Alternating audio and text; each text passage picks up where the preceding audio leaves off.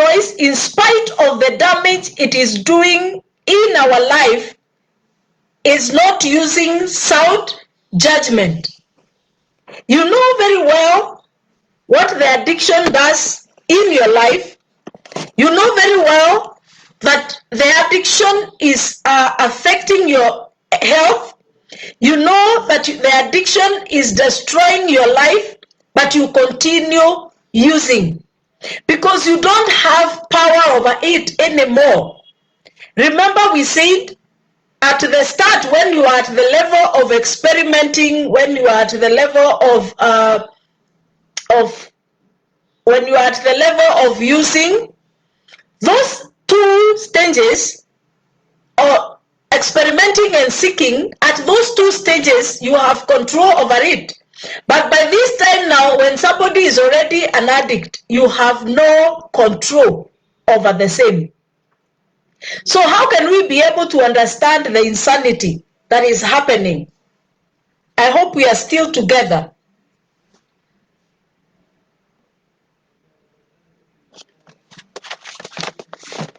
Good. So one of the ways to know is drinking or using despite warnings of deteriorating health. So I continue using, although I know very well that this is destroying my health. Is that person not insane?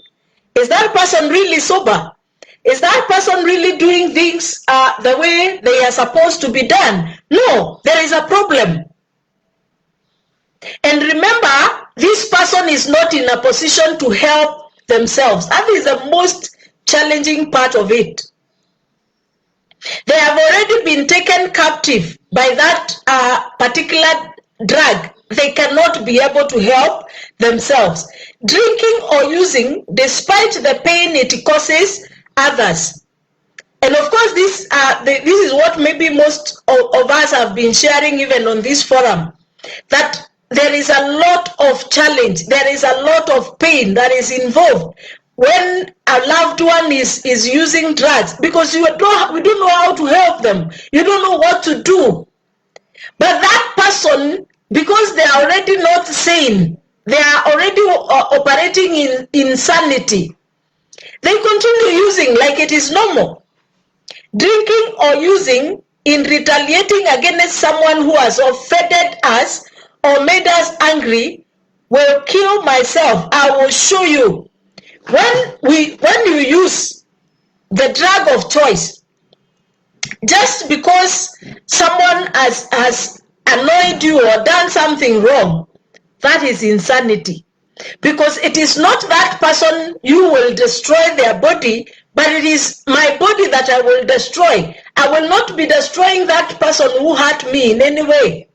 That person will not be hurt at all. I am the one who will continue destroying my organs in the body. I am the one who is going to misbehave. So it is not the person who has hurt me who will be hurt, but it is me that will be hurt. But because addiction and chemical dependency brings insanity, I don't think like that. I am imagining that this is the best way to solve that dispute that we are having with my friend. Drinking or using to prove we can handle it despite our experience that we can't. I am explaining insanity of addiction. You continue using, although you know very well that in the past you have not been able to control the drinking. Getting close to success in any area of life, then blowing it away. Some people, you may even have received a promotion at work, and before you know it, it has just gone like that. Why did it go? Not because you did not work, not because you did not do the right thing, just because of that drug of choice, and you are not willing to let go of it. That is insanity. Changing or canceling appointments or commitments to make time for using. Blaming other people for both our behavior and inability to control our use. Of course, this is very common because most of the addicts believe that they are in addiction because people did things to them. It is because things were not done right to them. It is about other people and never them. So there is that victim mentality, that I am in this mess because of someone. I cannot be able to overcome this because I am hated, because our people don't like me. That is insanity. Insisting that we are somehow different from other people who are addicted to chemical substances. This is another, I would almost call them, I would almost call them denial. Somebody will tell you, no, I don't get addicted. Me, I'm not like those other people. I cannot, how do I find myself I cannot do those things that those people do. Me, I am different. Of course, when you're saying you're different, already you are in that addiction. That is insanity. Drinking or using despite threats of loss of job, spouse, and other losses. Despite of the loss you have been able to experience so many times, you still continue using. That is already somebody who is in insanity, operating in insanity. Drinking or using despite our honest desire to stop. I am working so hard to make sure I be able to stop, but I continue drinking and I am not able to stop, although I know the challenges it is causing me. So the verse in Proverbs chapter 14 and verse 1 points out an example of insanity of sin. I hope we are together. Proverbs chapter 14 points out an example of insanity of sin. What we were just explaining is what sin does to us. Sin will never tell you that what you are doing is going to destroy your life. Sin will never tell you that what you are in is an undoing for your life. Sin will never show you that what you are doing is going to wreck relationships. Sin will never show you death at the end. Sin at the start always looks lucrative.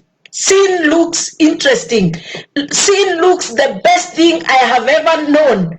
Sin looks something that is the best thing that I have ever met and known. But at the end, it pushes somebody to insanity. Imagine a person building the walls of her home. Imagine a person pulling the walls of her home down around her. Yet, with the use of chemicals, that is exactly what many of us have done. When somebody is in addiction, that is exactly what somebody is doing. You're bringing down the walls of your own house when you are inside. I hope we have that picture. We can be able to visualize that picture of a person who is destroying the walls of a house while they are inside. Our sick love and trust relationship with substances leads us to give up everything of real value in our life for an experience that in the long run makes us feel worse than better. I don't know whether you've realized how someone will seek the addiction. You will push yourself, you will go for it, and it looks very exciting at the start. Like the season we are in, there is a something, I don't know whether it is a move that has just come. Young people are going for so many trips around the country. I'm talking about our nation, Kenya, and you see them in they go get hire cars and they move around the nation doing trips, but inside those cars is all manner of drugs. That is the hype. That is the in thing. That is what is exciting them now. But when somebody is doing that, they don't see the end and what it is going to cause, or the destruction it is going to cause them. Someone, of course, will not see that within no time they might be losing their job. Somebody will not see that in a few time their health will be going down. Somebody will not see that in a few days to come they will not be able to manage that substance use. But unfortunately, right now, it doesn't look like that. It looks the best thing that has ever happened. It is destroying or bringing down the walls of your own house when you're inside, and you're imagining that you will be safe. You're bringing down walls of your own house when you're inside and imagining that you will be safe. Nothing is going to happen to you. That is what addiction does. And when we are talking about this addiction, it is all addictions, including pornography, including issues of addiction of sex, addiction of internet. Those are all things that will destroy, because as long as it is taking full control of you as a person, that you cannot be able to exhibit your full potential, then that is destroying your own life or destroying your own house when you're living inside it. So we will go to lesson 2. I hope we will be able to do, yes, we can be able to handle lesson 2 today. So John chapter 3 verse 17 says, "For God did not send the Son into the world to judge the world, but the world should be saved through him." Now we are looking at the lesson 2, which is the origin of our concept of God. The origin of our concept of God. Remember, when we are talking about concept, we are talking about idea. So how did we get the whole idea of who God is? Who is God to us? Who is God to you?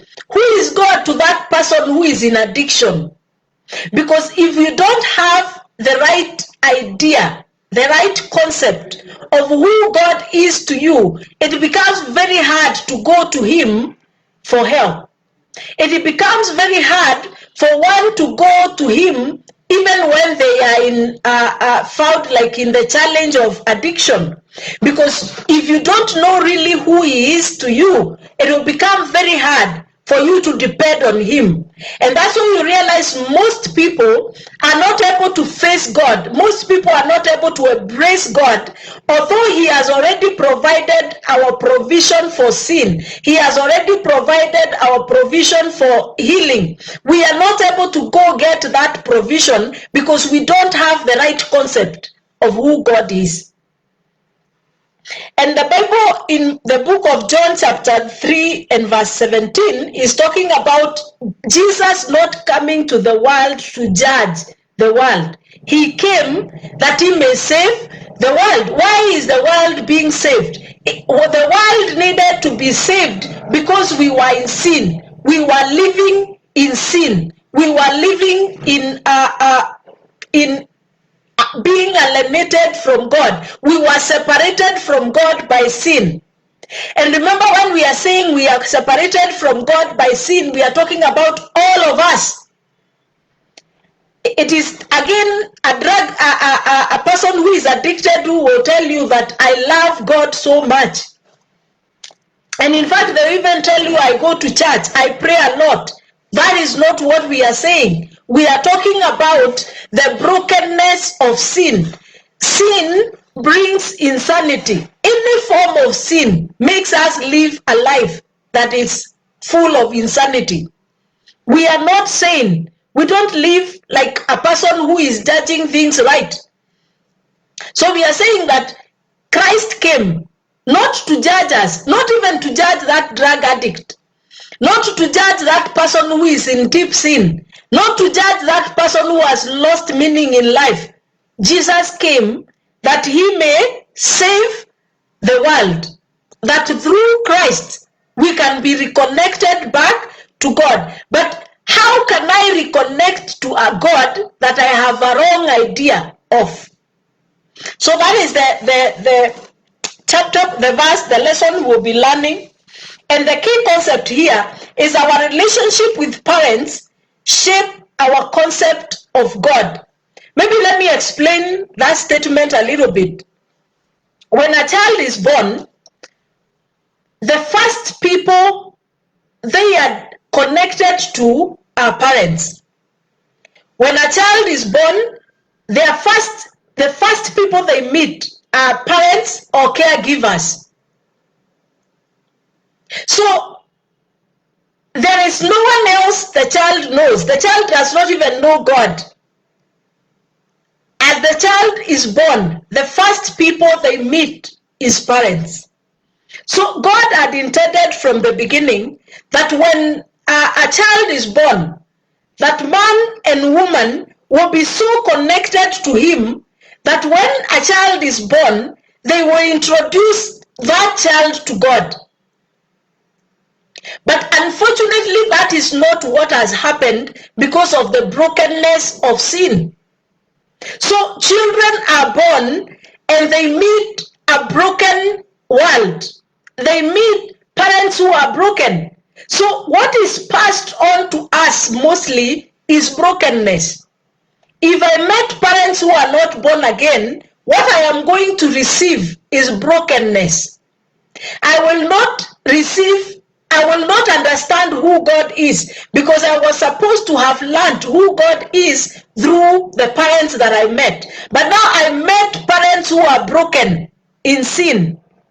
So what I receive is the brokenness of sin. So at the very start, I will have a wrong concept of who God is, because the parent is supposed to be the next authority from the authority of God. Authority begins from God to parents, then to children. So if the authority was supposed to flow from God, then to parents, so that it reaches to the child, it means the authority I will have understood will be distorted, because my parents were living in brokenness. They were not able to reveal the authority of God. So I will have a wrong concept of who God is. Our relationship with parents shape our concept of God. God created us with awareness of his existence and with an inborn desire and need to have a loving relationship. He intended that we grow up in families with parents who would love us and model the character of God for us. We get our earliest understanding of who God is from our parents or caregivers. Then he intended that we would get to know him personally through his Son and our Savior, Jesus Christ. Finally, our experiences based on wise choices would reinforce and build our knowledge of our relationship with him. Unfortunately, we live in a fallen world. Sin touches and damages everything in this world in one way or another. Our parents were less than the perfect models of character and the nature of God. Some of us have experienced abuse, which greatly confused and distorted our situation. Then we complicate the problem further with wrong choices. What I've just read is that it's just what I was explaining, that when a child is born, the first people they meet are parents or caregivers. When the caregiver is not able to connect that child to God, or when that child faces abuse, I don't know, I want us to just go back into our thoughts and just go back to when you were a child. I don't know whether you can be able to remember things that were done to you and they were very painful. Some of them are so fresh in your mind even today. Because remember, that is when a child is forming. So All the concepts about life are being formed at that moment. So when I am formed the wrong way, when I face abuse, when I face rejection, when a child faces hostility in the home, they consider the world a threat. They consider the world they have come in a threat, and they even consider God not to be good. They consider God not as a good God, because they relate those bad things with God. And that's why you realize most people, when they go through pain, they think that it is God who is vetting anger on them, because that is how they met the environment looking. They met parents who only were able to embrace them when they do good things. They met parents who were never able to show mercy. They met parents who were not able to give them love. So because of that hostility, they relate how their parents or the caregivers behave with how God is supposed to behave. So that person from the onset has a wrong concept of who God is. And remember, even I'm not saying that parents do a very bad job. What I am simply saying, I am explaining the brokenness of sin. Originally, God had intended that because we will have lived, man will have lived without sin, they will be able to pass on godliness to children. But now, because of the brokenness of sin, most parents are not able to pass on godliness to the children, of course, because of the brokenness of sin. I hope we are clear about that. So when I was concluding, I said that this situation is complicated most by the brokenness of sin, but it is also complicated by the fact that we make wrong choices. Because remember, addiction, it is simply making a wrong choice concerning my life. It is simply choosing to use something that is destroying my body, although I know it is, and I choose to go that direction. So when we are touching that, I want us to look at guilt. Guilt. Remember, guilt is something that is passed on. It is taught or it is caught at home. When we abuse the chemical substance, guilt crushes and drives us. At times, we feel guilty of our drug use and the things we have done when drunk. Chemical substances work on the central nervous system. They release our inhibition and cause feelings of euphoria. Our values often go with the using, and we make bad choices. A man or a woman who would not have been unfaithful to their spouses because of the drug may find themselves in bed with a total stranger. A person who depends on their efforts to work may steal or lie, something they could not have done normally. Due to this behavior, the person suffers guilt.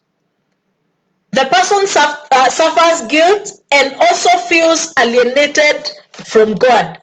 So, because I have now grown in an environment of sin, so man finds themselves living a life of guilt, because God placed in our hearts something that tells us when we have done wrong. We are able to know that the way I have done those things, I have not done the right thing. So someone is able to know when they have done wrong. And when you do wrong, what crashes or what destroys your self-esteem, your self-worth, your relationship with people, your relationship with God is guilt.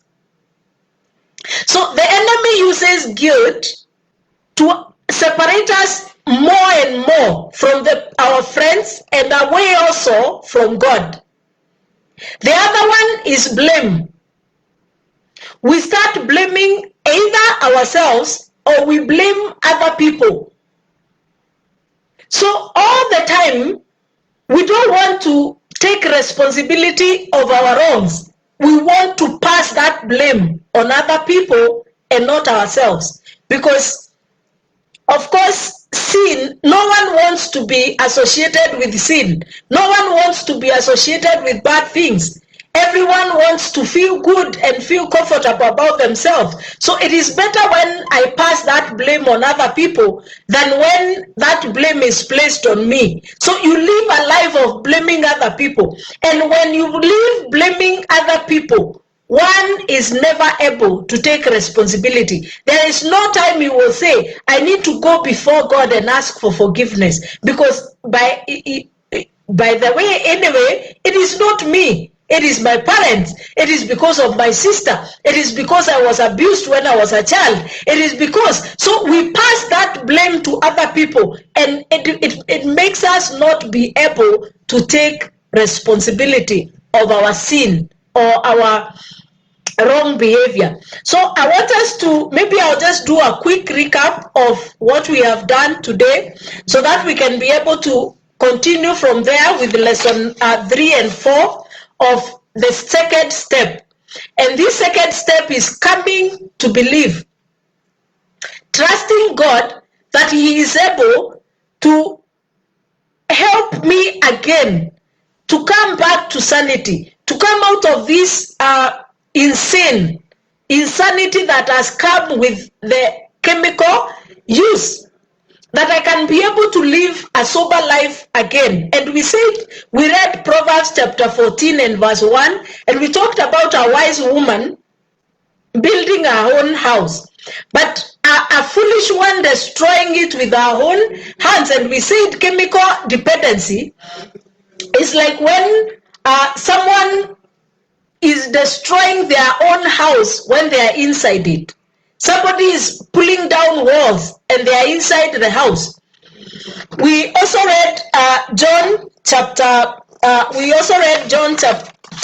3 verse 17, and we say that God did not come to judge the world, but He sent His Son, that through Him man shall be redeemed from sin. So God has always been reaching out to man. He is always reaching out to anyone, including that drug addict. But what pushes us away from God is guilt, blame, and another one is shame. Remember, when I do something wrong, the first thing that happens is guilt. Then I feel shameful. And because I don't want to feel the shame and guilt, I start blaming other people. And then we said that we said that our relationship or our concept of God is shaped by our parents or the caregivers, the first people we met when we were born. So and this is something that we have been able to see even in most of the rehabs, that children who have gone through any form of abuse when they are children are most likely to become drug addicts. Children who have gone through emotional abuse, physical abuse, are most likely to become drug addicts.